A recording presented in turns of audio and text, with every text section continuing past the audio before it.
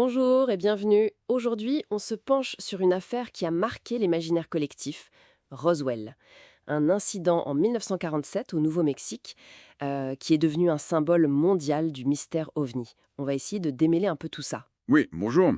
C'est vrai que c'est une histoire complexe. On a des coupures de presse d'époque, puis des témoignages bien plus tardifs, des rapports militaires contradictoires. Notre but, c'est de voir comment on est passé d'un fait divers local à ce mythe planétaire. Alors, retour en juillet 47, un éleveur, William Brazel, trouve des débris un peu bizarres sur son ranch. C'est ça. Il prévient le shérif, qui prévient la base militaire de Roswell, la RAF. Et là, coup de théâtre, non? Ah ouais. Le 8 juillet, le service de presse de la base, via le lieutenant Valtero, annonce carrément avoir récupéré un disque volant. Imaginez un peu l'effet. L'effet, qui n'a pas duré longtemps, si j'ai bien compris. Pas du tout. Dès le lendemain, virage à 180 degrés. Depuis Fort Worth, le général Ramey dit « Non, attendez, c'était juste un ballon météo ». Ils font même une conférence de presse, photo à l'appui, avec des débris qui ressemblent, eux, vraiment à un ballon. Sacré rétropédalage quand même. Mais Brazel, lui, il décrivait quoi au début? Justement, c'est intéressant.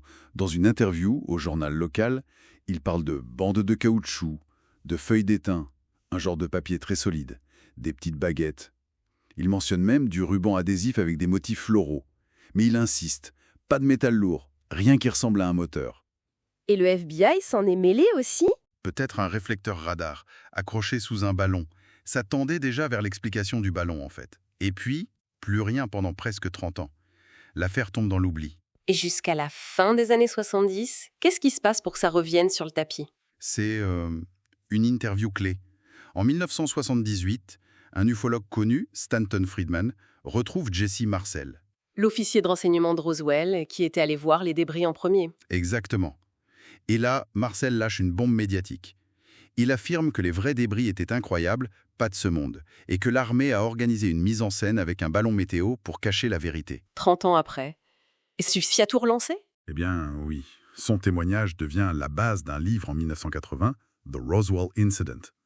Ce livre compile aussi d'autres récits et popularise vraiment l'idée d'un crash alien et d'un cover-up gouvernemental. D'accord, donc là, on a vraiment deux histoires qui s'affrontent.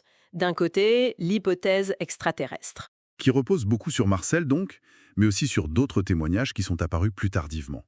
Certains sont anonymes, d'autres controversés. Il y a aussi eu ce livre de Philippe Corso en 97 qui prétendait que le Kevlar ou le laser venait de l'analyse de l'épave.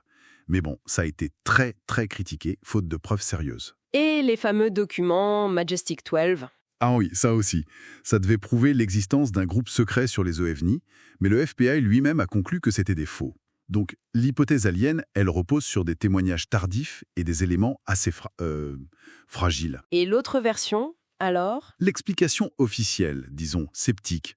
L'US Air Force a sorti 2 gros rapports dans les années 90. Leur conclusion est assez claire. Les débris provenaient en fait du projet Mogul. Projet Mogul, c'est-à-dire? C'était un projet top secret de l'époque, juste après la guerre. Des ballons envoyés en haute altitude avec des équipements pour écouter d'éventuels essais nucléaires soviétiques. Une technologie de surveillance, en somme. Ah, d'accord.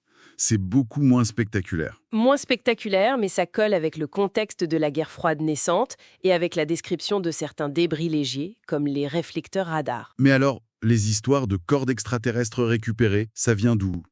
Des témoins auraient pu voir des années plus tard des mannequins utilisés pour des tests de chute en parachute, opération High Dive. Et inconsciemment, mélanger ces images avec les événements de 47. Les sceptiques insistent aussi sur les incohérences des témoignages, les embellissements au fil du temps. Et surtout, le manque de preuves physiques, j'imagine. Exactement. Pas de cratère d'impact typique, pas de sol brûlé.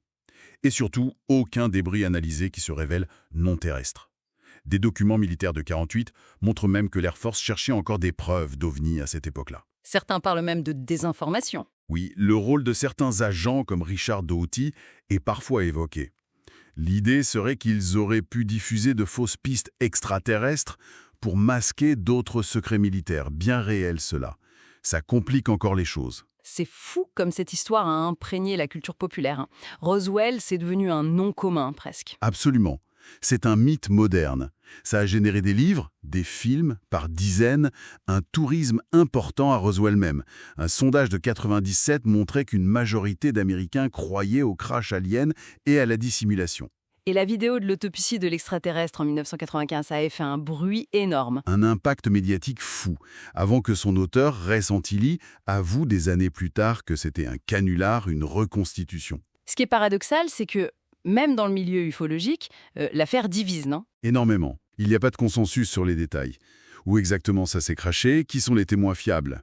Certains ufologues qui étaient convaincus au début sont devenus sceptiques avec le temps. Et la destruction des archives de la base de Roswell, ça n'a pas aidé à calmer les soupçons? Non, c'est sûr. Même si cette destruction couvrait apparemment une période plus large et des documents administratifs classiques, ça a évidemment alimenté la théorie du complot pour beaucoup. Bon, si on essaye de synthétiser, on part d'un incident vite expliqué par un ballon météo, puis oublié. 30 ans après, ça ressurgit et ça devient cette saga énorme, avec d'un côté des témoignages troublants, souvent tardifs, et de l'autre des explications officielles, plus rationnelles, mais qui laissent peut-être quelques questions ouvertes. C'est une bonne synthèse, oui. Roswell, c'est un miroir des peurs de la guerre froide, du secret défense, mais aussi de notre fascination pour l'inconnu, pour la possibilité d'une vieille heure. Et en fait, l'histoire de Roswell, comment elle s'est construite, déformée, amplifiée, est presque aussi fascinante que l'événement lui-même. Et peut-être que la vraie question, au fond, ce n'est pas tant de savoir ce qui est tombé en 47, mais plutôt ce que la construction de ce mythe nous apprend sur nous-mêmes, sur notre façon de réagir face à l'inexpliqué et de créer des récits collectifs.